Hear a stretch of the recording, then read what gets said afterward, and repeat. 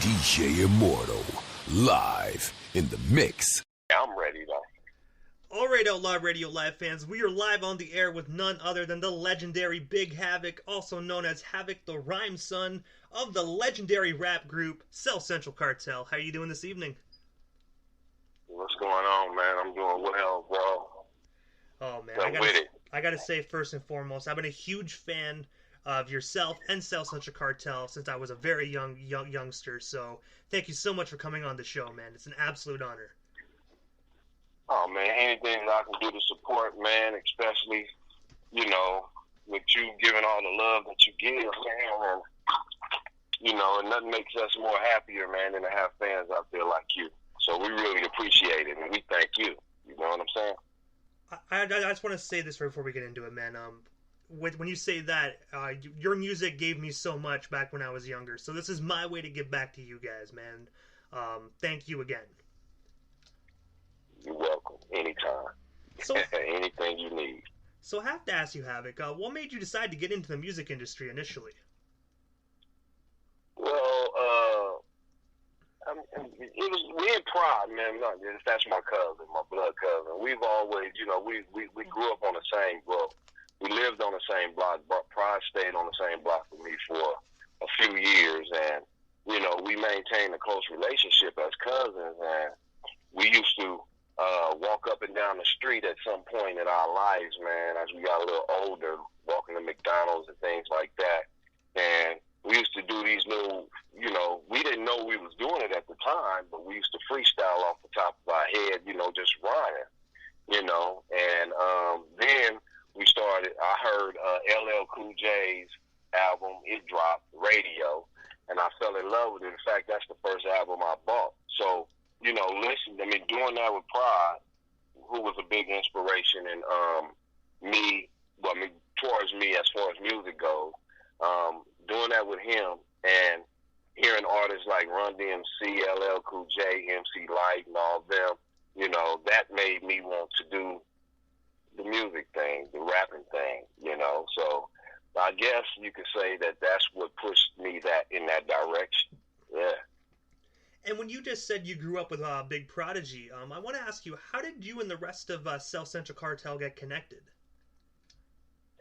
Well, like I said, me and Pride, we basically lived around each other. I lived on the west side. Pride stayed on the west side for about 7-8 years, and then he moved over to the east side. And from there, Pride, Pride was doing a lot of different things, while I was, still going to school, working and stuff like that. So people like LV, Pride introduced me to LV, and Chaos, DJ Chaos, he stayed on the same street I stayed on, in fact, in the same complex that I stayed in. And I knew he had a drum machine, a beat machine, so I introduced him to Pride. Chaos introduced us to DJ Grip, and then Pride was dating one of the members, Lover G. He was one of the originals. Was dating his sister, and so that's how I met Lover G. But basically, in a nutshell, Pride brought it all together. Pride felt in his heart that something was about to crack, and he pulled what I can say was his closest people together, man, or the people that he felt could help pull it off, and that's how we all got connected. It was like more of a me and Pride introducing each other and other members of the group together, and Pride put the group together, and Lover G, he came up with the name. So that's how South Central Cartel started. And that's how we all met. And when you brought up Grip, I want to say, man, my sincere condolences to you and the rest of SCC about losing him, man. He was such an amazing DJ. Yeah, a lot of people, Grip was a quiet guy, but he had a big heart, and he was there for, every member in the group if we needed him, and when I heard about it, it was sad. It was very sad, but, what we do is, or what I try to do is look forward and say, what would Grip want me to do from this point? So therefore, with that in mind, I just keep pushing. And Grip will always be in our heart and always be remembered. He was special to all of us, and it hurt us deeply. But I thank you for, giving us your condolences. Appreciate that. You're most certainly welcome, man. He was such an, like I said, an amazing DJ. As a fan, when I heard it, I couldn't believe it when I first heard it. Yeah, yeah. Grip was a Grip. Me and Grip had a lot of good laughs, a lot of fun. A lot of memories we built together. And like I said, he is very much missed. But again, I know what he would want us to do. If he was still here, or if he could just say it to us right now. So that's what we're gonna do in his honor. And South Central Cartel, South Central Madness, that is South Central Cartel's debut studio album. I have to ask you, how did that iconic record come to be? Woo! We had been working on that record, I think when my cousin was staying in Compton, California on Butler Street, if I'm correct. We had been working on that record. And we had, the other Havikk mouthpiece,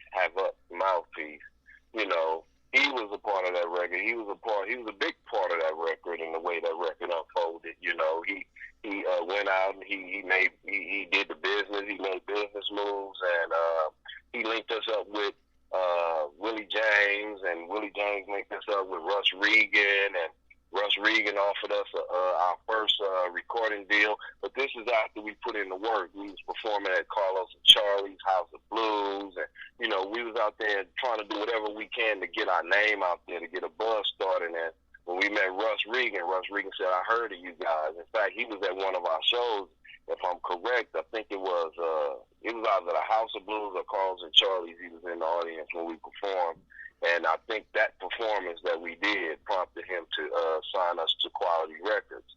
And from then, South Central Madness was born. We put together a group of Pride was the main producers, but we was working with a guy named Chris. We call him Jamarama. And between him and Pride and us all sitting around and coming up with good ideas for certain songs like hooks and ways to say certain things, and incorporating LV and incorporating Mouthpiece and what he did, South Central Madness was born. And I can honestly say it was a blessing. We had a ball making that album. I mean, that was the album that you would say where you lay it all out on the line, and you're doing it really at that point in time for the love of it, because eventually it changes. Once it comes out, it becomes work. So at that point in time, for that first album, when you're in the studio, you're doing it for the love of it. And we enjoyed making that album, man. We had a blast. We had laughs. We met new people. Oh, man, that was the best album, I would say. Making the best album that we made. And I don't feel like that's the best album that we put out on the market. But we had the most, let's say it like this, we had the most fun making that album. Oh, most definitely. It's you guys' debut album, you guys are just forming, getting together, putting in work. But I have to say, that album was absolute fire. You guys had some major slappers on that album. Thank you. Appreciate it. Hey, you can't go wrong with the old school SEC, man. Let me ask you a quick question. Which song on that album was your favorite song? I'm gonna be honest, all of them. That album I can't choose. I can't choose just one. Like, it's one of those albums where I can play it from front to back. I can play it backwards and I still love it. Yeah. Okay. That sounds good. Appreciate that. Hey, man, you're most certainly welcome. I grew up on your guys' music, man. So it's one of those things where, I always noticed every group has that one album where you just can't skip a song. You just can't do it. Yeah, I agree with that. It's kind of like the LL Cool J Radio album, or the Run DMC, their first album. It's just back to back slappers, hits. But yeah, again, we appreciate you. We appreciate you being a fan. So this one might bring you back a ways, but yourself and the rest of South Central Cartel was signed to Def Jam Recordings. What was it like? What was the experience like working for them? Like being a West Coast artist out on the East Coast? It was an honor to be signed to a company like Def Jam, because we never would have thought that we would be, you know, but it happened. So it was an honor inside, but, you know, on top of it being an honor with the things that we had to go through and experience as Def Jam artists, it kind of was like a curse, you know. It was like you know, you got a positive and a negative, you know. So, I mean, making the records on Def Jam, we had the budget. We also had good times in the studio. We improved our sound. But on top of that, you know, we had the problems with what they would call the external factors that affected us, like the East Coast and West Coast beef, you know, and things like that. But the people that we met were great people we dealt with. It's just that the external forces in some situations didn't work well for us, you know. So we did what we felt like we needed to do, and we made records. I'll just leave it at that. We made records. We just focused in on what we needed to do and how we needed to do it and what we needed to bring to the table. We did our job. You know, we try to not think about everything else that was going on. So, but like I said, it was a pleasure. It was an honor. But then again, it has its negative effect to it, being on a label like Def Jam.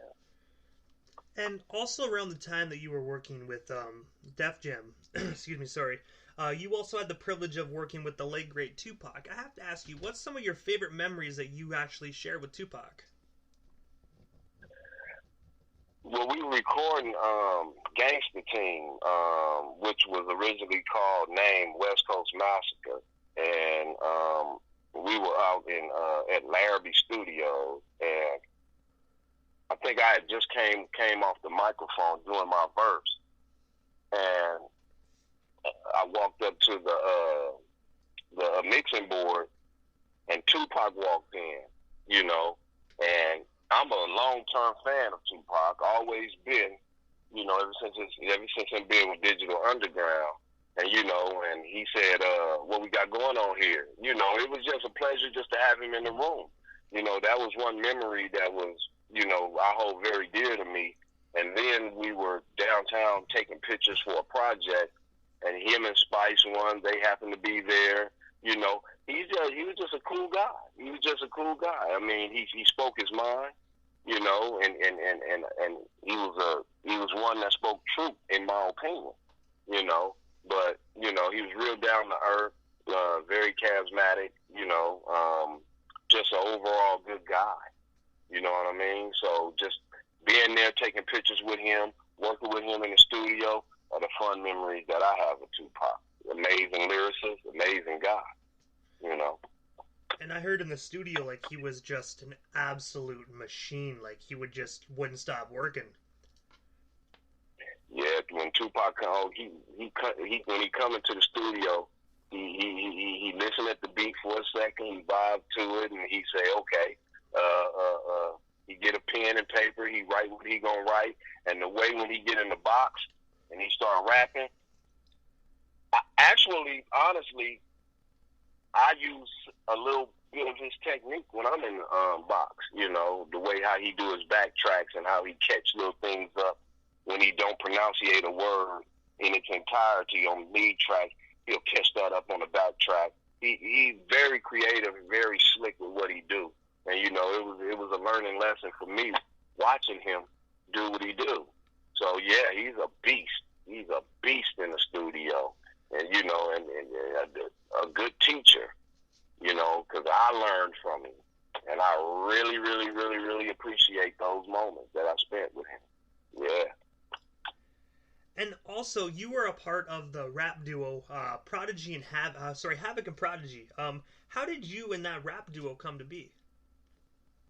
Well, see, that's where a lot of people don't understand that. On the Prodigy and Havikk album, or the Havikk and Prodigy album, that's not me. that's the mouthpiece. You know, that me and Prod have never done a duo together. In fact, we're working on one right now. It's called Prodigy and Havikk. We don't know what we're gonna name that. You know, if that's gonna be the finalized name of it, it's gonna be like an EP. But the Prodigy and Havikk album was with Havikk the mouthpiece, Havikk, the HAVOC. It's with him, not me. So, you know, how they spoke on that and how they came up with that, I don't recall it, but I remember being in the studio with them, doing some things on there with them, and watching that album develop, and you know, eventually it was a good album. It was a great album. You know, I didn't think it got what the airplay or the promo that it deserved, but it was a great album. And with the Havikk and Prodigy, one of the albums, you actually had the privilege of working on that album as well, called Living in Crime Wave. Sorry, I have to ask you, what was it like doing that record with the other Havikk and Prodigy? It was amazing. You know, working with Prodigy is going to always be amazing. You know, Prodigy is very creative. You know, that's why he has the name Prodigy. You know, he's an out-the-box thinker. You know, he has a way about himself and how he carries himself, and when he's producing music, and when he's focused, when he's in the lab, you know, and it's hard to take him away from when he's working on music, you know. So when we came up with when that song came about, that was, I feel, a blessing in disguise for Prodigy. You know, not to take nothing away from Havikk the mouthpiece, but it just seemed like it catapulted Prodigy into another area of his music career. You know, it showed him as a true solo artist at that point in time. You know, so I think making that album was a growing point for Prod. You know, and me being there watching it, I appreciated every moment. And it was also a growing point for me too, because, you know, I learned a lot from Prodigy. You know, that's my cousin, you know, but musically, and I learned a lot from him. So, you know, like I said, I appreciate him as well. But that album was a beast. It was a monster. Yeah. And also, you guys have a song called "The Hood's Got Me Feelin' Pain." Was featured on the soundtrack of the horror film called Tales from the Hood. I have to ask you, what was it like working on that soundtrack, and how does it feel knowing that you actually have a certified plaque from that soundtrack? So I didn't work on that soundtrack. That was Prodigy and the other Havikk who worked on that soundtrack, because that soundtrack came afloat, if I'm correct, due to the Havikk and Prodigy's album.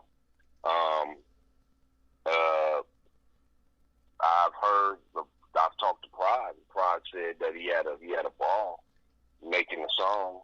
I heard the song. I feel like the song was one of the best songs on the album. You know, and on top of that, I'm proud of what my cousin, again, I'm proud of his accomplishments. You know, I think at that time, I probably was more focused in on working on my solo album, because a lot of people didn't know that on Quality Records I had a solo deal. On Def Jam I had a solo deal. So most of the time when Prod was working on something else, I was working on my solo, you know, album and things like that. So, you know, Prod's a brilliant producer. Prod's a brilliant writer. And Prod made a amazing song, and that was, you know, on Tales from the Hood soundtrack. You know, so what I say right now is kudos to Prod. Most definitely. You know, I wish I would have been able to work on that with Prod, but I think my focus was on working on my solo project, trying to get that prepared. You know, and being happy that Russell extended me a deal. So outside of the South Central Cartel. I do want to say my apologies on that, man.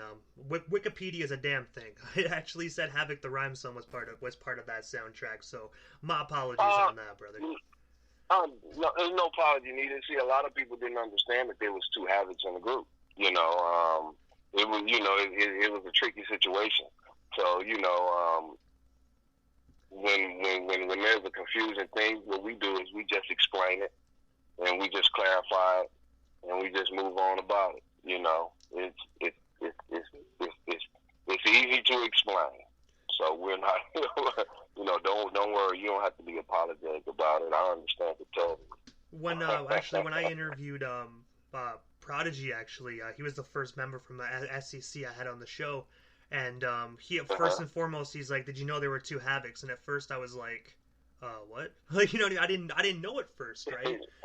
So it kind of caught me off guard as a fan. I was like, "Oh God, I should have known this."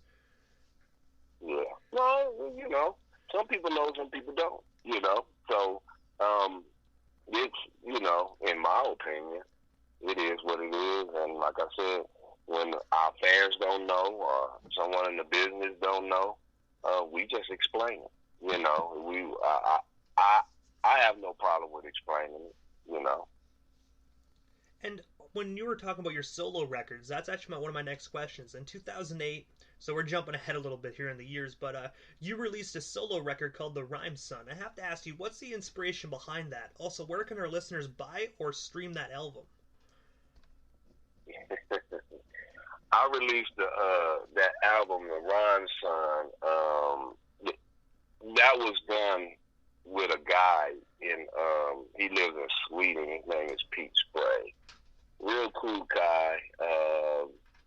And we had long talks, and he said that, you know, it was just long awaited. You know, you needed to do something. It's not my, you know, what I would consider my best work. In fact, you know, I've been working on my real solo, what I would call it, because that album is a bunch of I took songs from. You can more or less like say it's some songs that you would say is the best of Havikk type of thing. And Pete Spray labeled it The Rhyme Son, but I'm working on and I have been for a few years now, working on a real solo project that's called Liquid Nitrogen. So it's coming. It's going to come. Just give me a little time. But working on that Rhyme Son thing, it was like I did a song with 8, or we did a song with 8, and we took that song, we put it on there. You know, we did a song with this person, we took that song, we put it on there, and then I cut a couple new songs with a couple different people, and we put it on there, and then we put it out. So, you know, I mean, I have, you know, if you want to get that, you can hit me up at Big Havikk 702 at Gmail. I have copies of them. You know, I don't know what streaming sites would have them at this point in time, but I know I have some. And if any fans want to listen to it, get it, just send me your information. I'll send it out to you free. Sounds good. Did you have hard copies at all for any of the old school listeners? You talking about as far as vinyl? CDs and stuff like that. CD, yes, I have CDs. Yeah. So if they hit me on my email, the one I just gave, Big Havikk 702 at Gmail, I can send them a CD hard copy of the album, autographed. I'm going to be honest with you. I want to ask you, for my personal reasons, actually, while I have you here, how much would you charge that, including shipping? Because I get paid Friday from work, and I most definitely would hit you up on that offer. You know what? For you, I'll send it to you for nothing. Just send me your address. You got my hookup. You can text it to me, and I'll get it out to you. You don't have to worry about that. I got you covered. Are you sure about that? Because I don't mind paying, man. I don't mind supporting. Oh, I know you don't, and I don't mind giving to my fans. So you're a big fan. You've been following us for years. I got you covered. Just send me your information. I'll get it out to you. I appreciate you. I really do, man. I really do appreciate you. No problem. I got you covered. So most definitely, man. So in 2017, you released a single, Relevant, featuring Big Prodigy. I'm have to ask you, what's the inspiration behind that track? Also, where can our listeners stream or buy that single? Relevant? Relevant, yes. That was, you know what? Actually, that was a link that Prod put me in, you know, and it was a song that we rapped on with someone from out of you know, in another country. Pretty dope song, you know, love it, like it. But I would have to, you know what? Honestly, I would have to link up with Prod and find out where you can stream it at. Because at this point in time, I do not know. But I will get that information for you, and I will let you know that information as soon as I get it, which I can get it, you know, in the next couple of days for you. But I'll let you know. And this one, the next question I have to say is, first and foremost, this sounds like it would have been one hell of a great concert to go to. But in 2018, SEC did a concert called West Coast Summerfest with individuals like Snoop Dogg, Be Real, Too Short, and many others. What was that concert like, and how did it come to be for SEC? You know, Prod being a producer and working with other big name producers, you know, he has a lot of connect, you know, and Prod just he pulled some strings and he got us in on that ticket. And being on a ticket like that with artists like, you know, I think Snoop was DJing or something like that. I don't know. I don't think Snoop performed. But with those that perform Sugar Free and those type of guys, it was an amazing evening. That, you know, amazing show. I mean, we met. We talked with Sugar Free, second to none. Met people that we, you know, been in the industry so long that we never even really talked to, and we met them that night and we talked to them, and, you know, performing in front of a crowd that big, you know, it was great. You know, I enjoyed it. I know Prod enjoyed it. I'm glad when we got off the stage, we felt it. We felt, and we felt the vibe. We felt the love from the crowd. It was great. You know, we enjoyed that, and looking forward to do it some more. Oh, most definitely, man. That just sounds like one of those concerts you would feel that for days after coming off that stage. We talked about it for days. Prod and I talked about it for days. You know, it was something that I think we would always remember. You know, it's in our memory bank forever. You know. So I have to ask you, what's some good? So there's a lot of artists out there that are really trying to make a name for themselves. What's some good advice you can give some of these up and coming individuals? Be true to yourself, you know, and understand that when you make music, you're making it for fans. You know, don't be so caught up in what you love and what you like to hear. You know, always know that there are other ears out there that are listening at what you say and listening at the sound that you present. So always try to show a versatile side of yourself. Don't get caught. Don't put yourself in a box. You know, experiment a little bit.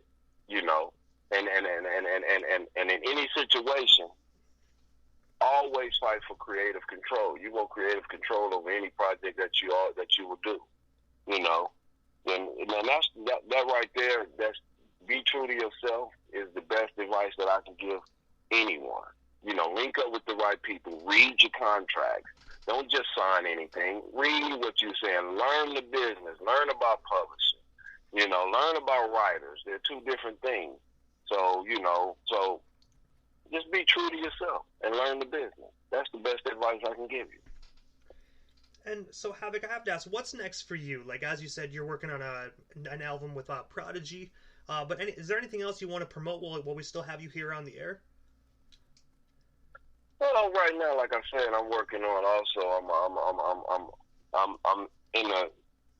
I've just recently started working on beats, producing myself, I'm using new programs, so I'm kind of, learning these programs. But again, I'm going to be dropping my solo album, Liquid Nitrogen.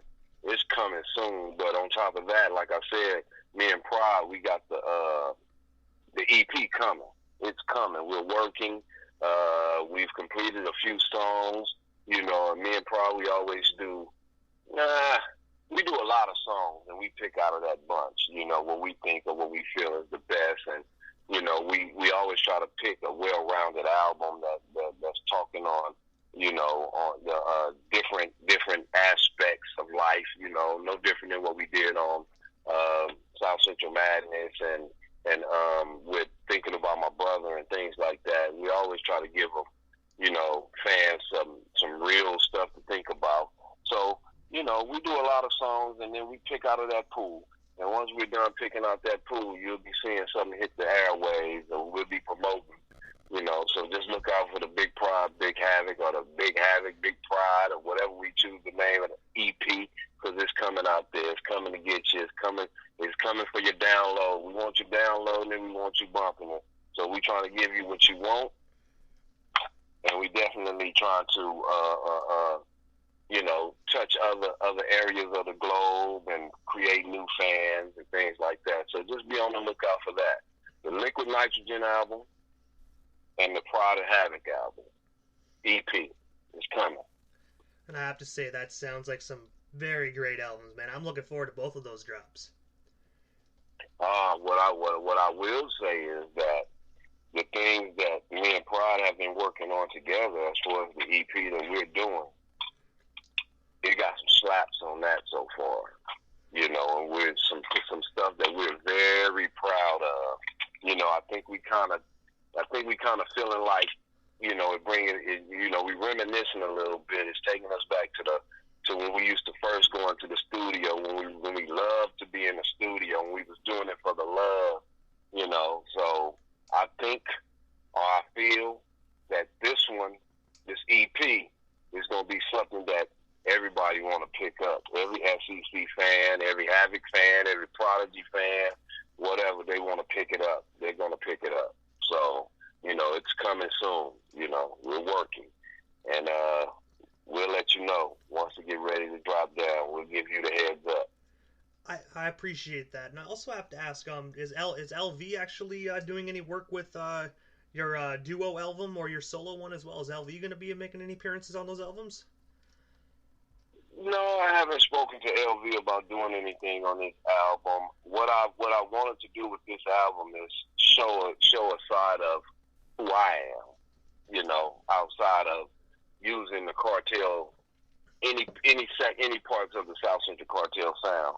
I wanted to do something to let people know, what I'm about, who I am, So no, I don't plan on using LV on anything, but I will say that LV will always be one of those dynamic singers that I respect, I admire, and that has the potential to take any record, any song to the next level if he put his voice on it, So I want to put that out there.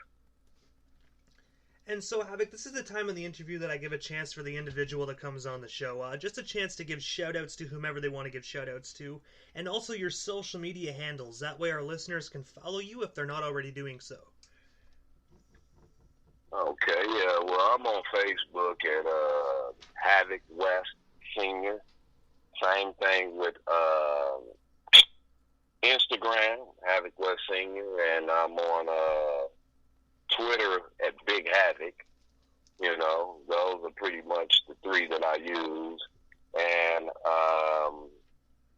I want to give shouts out to Outlaw Radio, for one. I appreciate you guys having me on. I appreciate you guys taking the time to interview me and allowing me to provide clarity on a couple things. And, line of questioning was amazing, and I'm happy that I could provide answers for them, for my fan base. I love you deeply, and I hope you can continue to follow the South Central Cartel, the Havikk and the Pride,